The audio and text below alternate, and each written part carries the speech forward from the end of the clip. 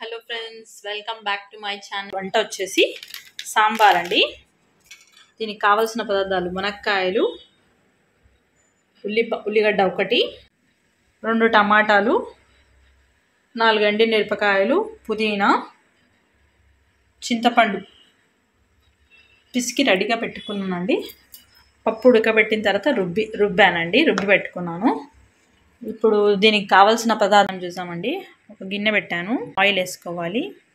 Oil వేడైంది. ఇందులో ఆవాలు, జీలకర్ర, ఎండుమిరపకాయలు, కరివేపాకు,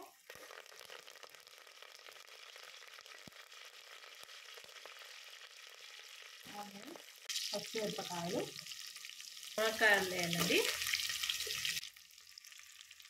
ఇందులో కొద్దిగా సాల్ట్ వేస్తున్నాను. ఇంకొక పొయ్యి పైన నేను ఆల్రెడీ పప్పు రుబ్బి పెట్టాను కదా, దాంట్లో ఏంటంటే చింతపండు రసం వేస్తున్నాను. మసలాడానికి పెడుతున్నాను. కొంచెం టైం సేవింగ్ కోసం అండి నేను మసలాడానికి పెట్టాను. ఇందులో కొద్దిగా పుదీనా,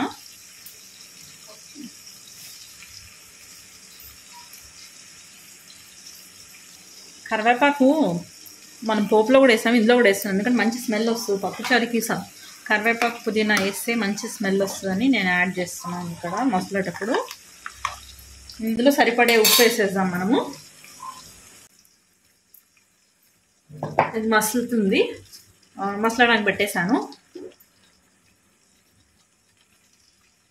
ఇప్పుడు ఇంకో పొయ్యి పైన మనం మునక్కాయలు పెట్టాం కదండి, దాంట్లో కొద్దిగా పసుపు పేస్ట్,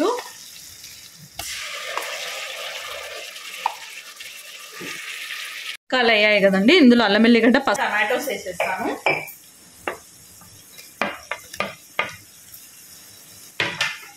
కొద్దిగా మళ్ళీ మునక్కాయలు ఉప్పు లేదనుకోండి, సప్పసప్పగా ఉంటుంది, అందుకనే కొంచెం సాల్ట్ వేసాను మునక్కాయలు పట్టడానికి. ఇప్పుడు మీకు ఎంత కారం కావాలో అంత వేసుకోండి, సరిపడేంత కారం.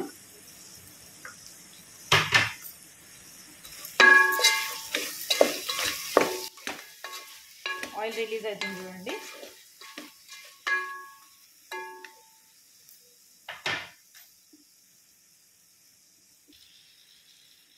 చూడండి, ఆయిల్ రిలీజ్ అయింది.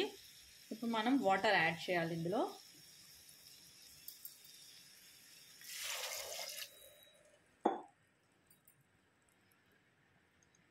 మీకు సరిపోయేంత వాటర్ యాడ్ చేసుకోండి. ఇది మసలడానికి పెట్టాను. అలాగే మునక్కాయ కొద్దిగా ఉడకాలి, ఎందుకంటే మనం ఆ చింతపండు పప్పు కలిపితే ఉడకదు కాబట్టి దీన్ని వేరే గ్యాస్ పైన పెట్టాను ఉడకడానికి. ఇంకోటి అలాగే మసులుతుంది చూడండి.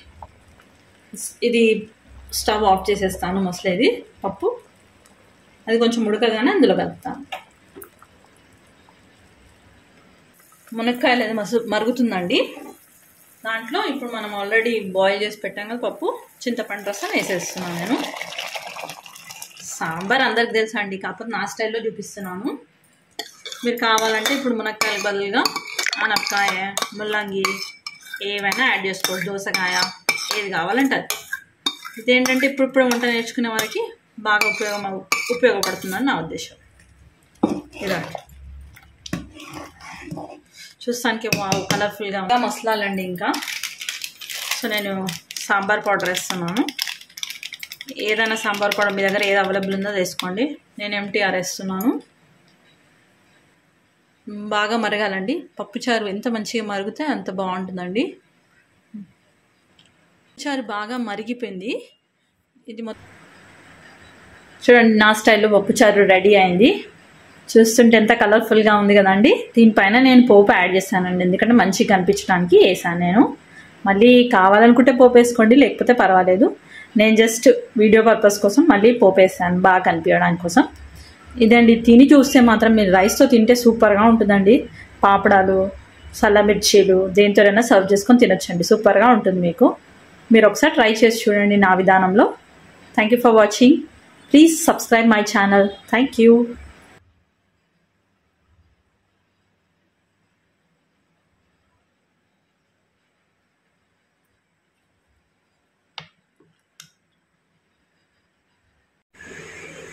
చూడండి, యమ్మీ యమ్మీ సాంబార్ రైస్తో సర్వ్ చేసుకొని తింటే మునక్కాయ సాంబార్.